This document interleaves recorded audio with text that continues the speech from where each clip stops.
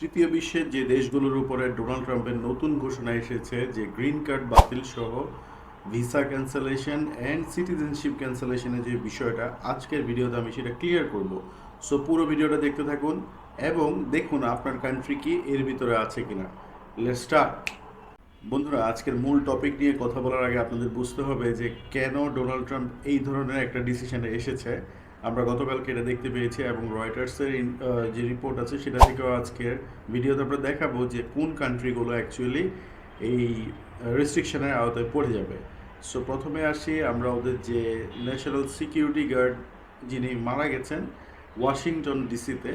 ধারণা করা হচ্ছে যে আফগানিস্তানের একজন যুবকের কাছে সে নিহত হয়েছে। তো এরপর থেকে যেটা হয় যে ডোনাল্ড ট্রাম্প প্রেস ব্রিফিংয়ে এবং বিভিন্ন জায়গায় উনি মেনশন করে দিয়েছেন যে থার্ড ওয়ার্ল্ড কান্ট্রিজের যে যারা গ্রিন কার্ড হোল্ডার তাদের এটা আবার রিচেক করা হবে এবং ইভেন যদি কোনো কিছু পাওয়া যায় যেটা কিনা হচ্ছে ওদের ন্যাশনাল সিকিউরিটির সাথে সাংঘর্ষিক, তাহলে যে ভিসা আছে সে ভিসাও ক্যান্সেল হয়ে যাবে, ইভেন সিটিজেনশিপ পর্যন্ত বাতিল হয়ে যেতে পারে।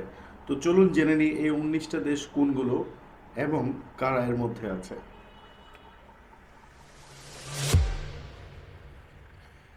সবচেয়ে বড় যে বিষয়টা এটা হচ্ছে বাংলাদেশ তৃতীয় বিশ্বের দেশ হওয়া সত্ত্বেও এখনও এই রেস্ট্রিকশনের মধ্যে আসেনি। এই 19টা দেশ হচ্ছে এর মধ্যে আছে, তবে রিসেন্টলি অ্যাড হয়েছে 60টা।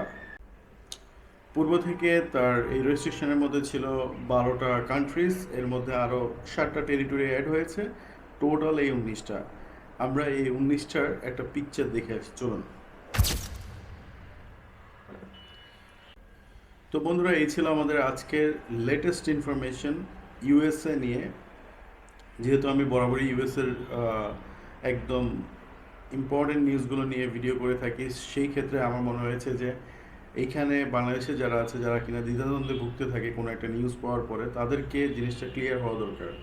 দেখা গেছে কোনো এক জায়গায় হেডলাইনে আসছে যে তৃতীয় বিশ্বের দেশগুলোর জন্য এখন থেকে ইউএস গ্রিন কার্ড বাতিল করার সিদ্ধান্ত নিল। এখন সব যারা ভিতরে নিউজটা পড়বে না, দেখা গেছে অনেকেই ধরে বসে থাকবে যে বাংলাদেশ মনে এর মধ্যে পড়ে গেছে। দেখুন, বাংলাদেশে এমনিতেই তো ভিসা পাওয়া একটা কঠিন ব্যাপার।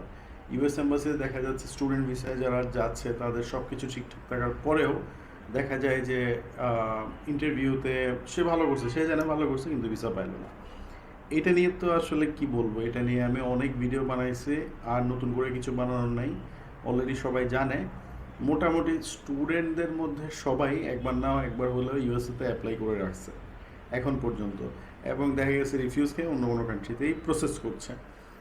আমি অন্য কোনো ভিডিওতে আনবো যে এখন 2026-এর এই যে সামনে যে ইনটেকটা আসতেছে, জানুয়ারি ফেব্রুয়ারি তো অলমোস্ট শেষ। সো মে ইনটেকের জন্য কোথায় অ্যাপ্লাই করলে ভালো হবে, কোন কোন অপরচুনিটি আছে, অর নেক্সট ইয়ারের সেপ্টেম্বরের জন্য স্টুডেন্ট ভিসায় নতুন নতুন কান্ট্রি এবং নতুন নতুন সুযোগ সুবিধাগুলো নিয়ে কথা বলবো এখন থেকে।